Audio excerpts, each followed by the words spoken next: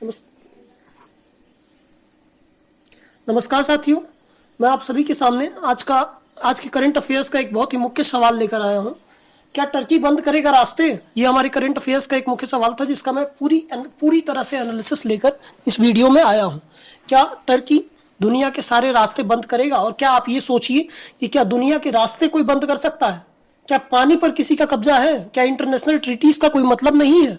आइए जानते हैं इस पूरे सेशन में।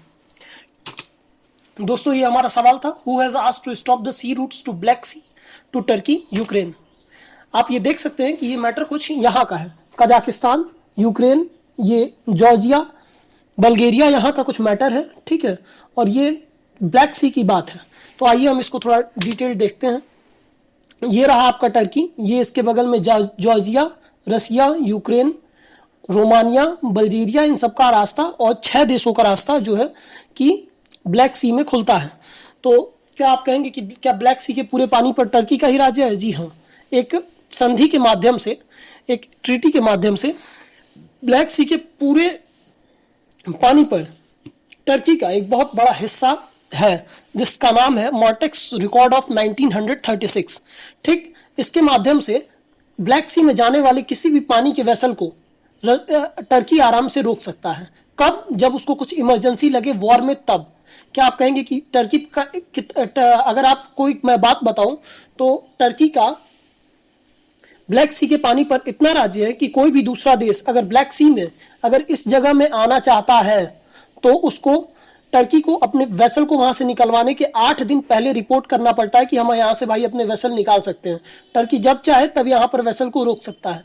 सिर्फ टर्की अपने वेसल को इमरजेंसी, दूसरे के वेसल को इमरजेंसी के ही कंडीशन में रोक सकता है। तो यहाँ यूक्रेन ने टर्की से निवेदन करते हुए कहा है कि सर, ये रसिया जो है हमारे उड़ीसा नाम की स्टेट को कब्जा करने के लिए सारे अपने पानी के वेसल इसी रास्ते लेकर आ रहा है, तो प्लीज आप इसको रोक दीजिए।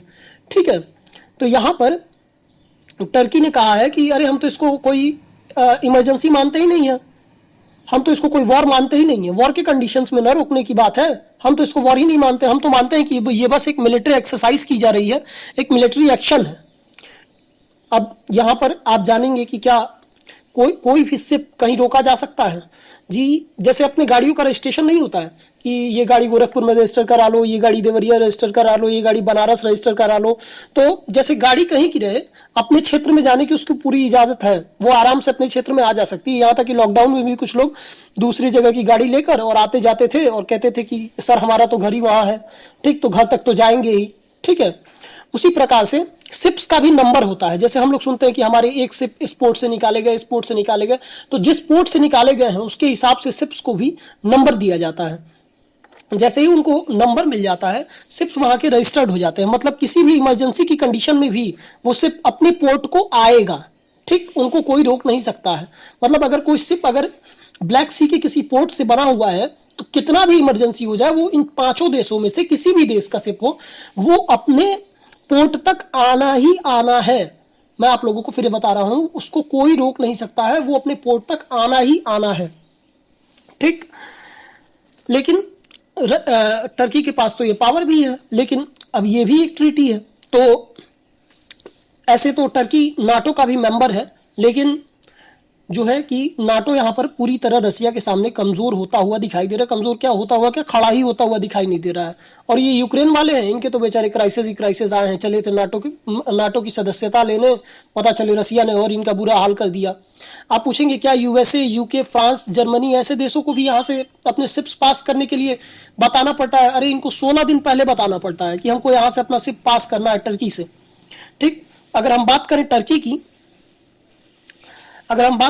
की, तो ये कभी भी यहाँ का रास्ता बंद नहीं करेगा। जब टर्की में एकदम सर्दी पड़ जाती है, एकदम गर्मी पड़ जाती है, ठीक, जिसका कोई मतलब नहीं होता है, तब जो है कि रसिया के टूरिस्ट आके यहाँ पे पैसा खर्च करके जाते हैं, जिसके माध्यम से इनको बहुत बड़ा धन प्राप्त होता है।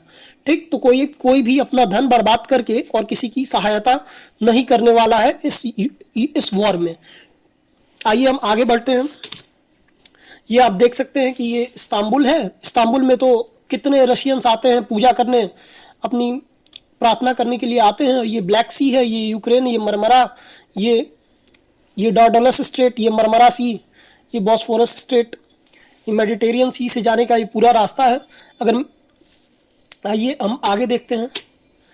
अगर हम टर्की के पावर को देखें ब्लैक सी में, तो टर्की जो है काफ़ी पावरफुल है ब्लैक सी में। 1936 में ये कोई पहली बार नहीं होने वाला है। 1936 में एक बार टर्की ने शिप्स को रोक दिया है। अब आप सोचेंगे चलो मान लो शिप्स को तो रोक दिया, शिप्स को तो रोक दिया, लेकिन क्या सबमरीन्स को रोका जा सकता है? जी नहीं, सबमरीन्स को एकदम से नहीं रोका जा सकता है। सबमरीन्स जो है वो तो पानी के नीचे से जाएगा, उस पर टर्की का कोई कंट्रोल नहीं है। आइए आगे बढ़ते हैं, नाटो के बारे में कुछ जानते हैं। नाटो जो है 4 अप्रैल को बनाया गया है।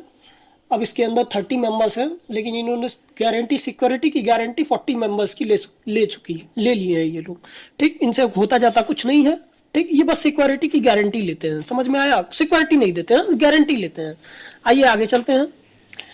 अगर हम नाटो की बात करें तो इस समय 30 देश हैं, 30 देश के नाम यहाँ पर लिखे हुए हैं। ये हमारी PDF आपको हमारे टेलीग्राम ग्रुप में मिल जाएगी, जिसका नाम है GK बाय अजय तिवारी। ठीक, आइए अब हम और आगे बढ़ते हैं। तो थैंक यू एवरीवन आज के सेशन के लिए। कृपया आप हमारे चैनल को अगर ऐसे ही देखना चाहते हैं खबरों का एनालिसिस, तो प्लीज़ हमारे चैनल को लाइक, शेयर और सब्सक्राइब कर दें। Thank you everyone, thank you.